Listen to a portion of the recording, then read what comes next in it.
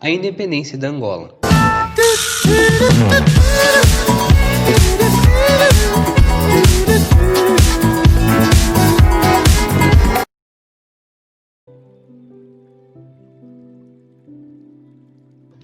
Em 11 de novembro de 1975, Angola se torna independente de Portugal.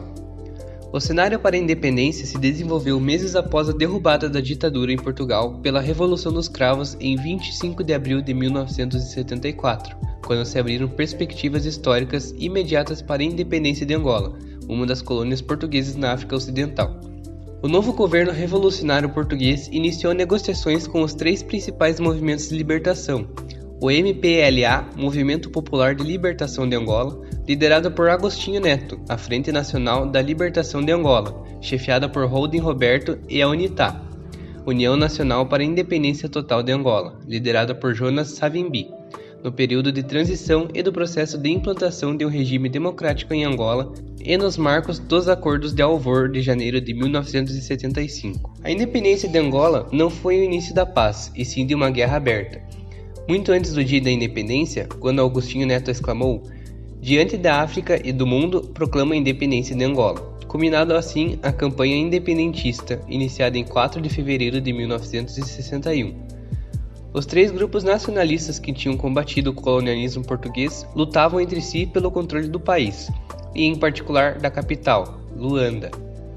Cada um deles era apoiado por potências estrangeiras, dando ao conflito uma dimensão internacional. A União Soviética e principalmente Cuba apoiavam o MPLA, que controlava a capital e algumas regiões da costa, em especial Lobito e Benguela. Os cubanos não tardavam em desembarcar em Angola em 5 de outubro de 1975. A África do Sul do Apartheid apoiava o UNITA, tendo invadido Angola em 9 de agosto de 1975. A FNLA contava também com o apoio da China, mercenários portugueses e ingleses e até a África do Sul.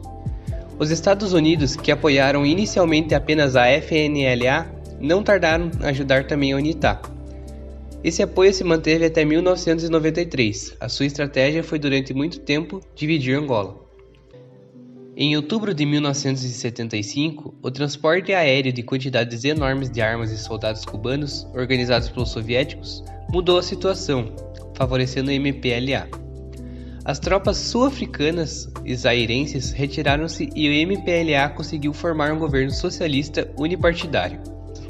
Antes de alcançar a independência nacional, os angolanos desenvolveram de início uma intensa luta política, sem recurso às armas.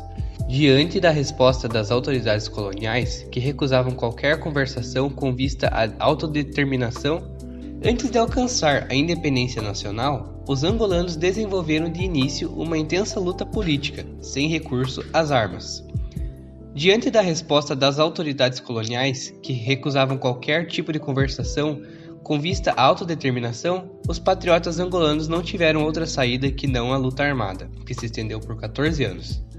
O povo angolano proclamou a independência de Angola, pondo fim, desta forma, ao mais longo império colonial em África que durou 5 séculos. A independência da Indonésia. No dia 8 de junho de 1946, o presidente da Indonésia, Sukarno, conclamava seu povo a resistir contra os holandeses, que tentavam reconquistar sua antiga colônia. A Indonésia percorreu um longo e penoso caminho para se livrar do domínio colonial da Holanda. A sangrenta luta pela independência durou 4 anos, da proclamação da República Independente da Indonésia em 1945 até seu reconhecimento e a retirada dos holandeses em 1949.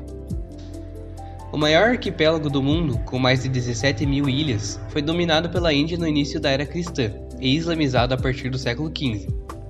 No século XVI, esteve em poderes dos portugueses, que ali estabeleceram centros comerciais. No século seguinte, foi conquistado pelos holandeses e tornou-se colônia da Companhia Holandesa das Índias Orientais. Depois que esta faliu, as ilhas passaram a ser administradas diretamente pelo governo holandês.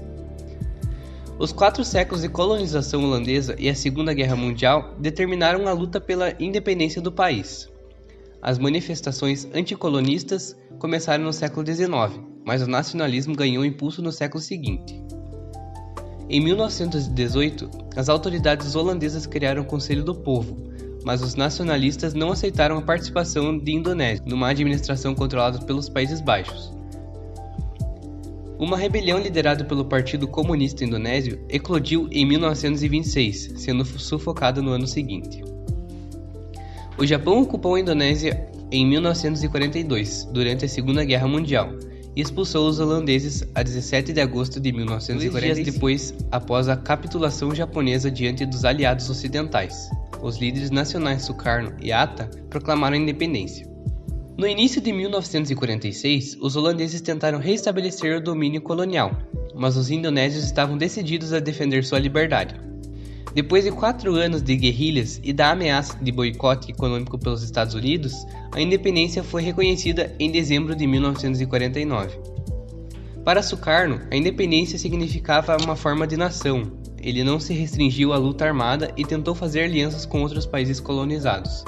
Lutou e teve sucesso em nível político, conseguiu unificar as visões políticas de muitas correntes divergentes, mas nunca aderiu ao militarismo. E esse foi seu grande problema, no final, deposto por um general. Assim, a jornalista Endra Pachuc descreve o líder da independência do seu país.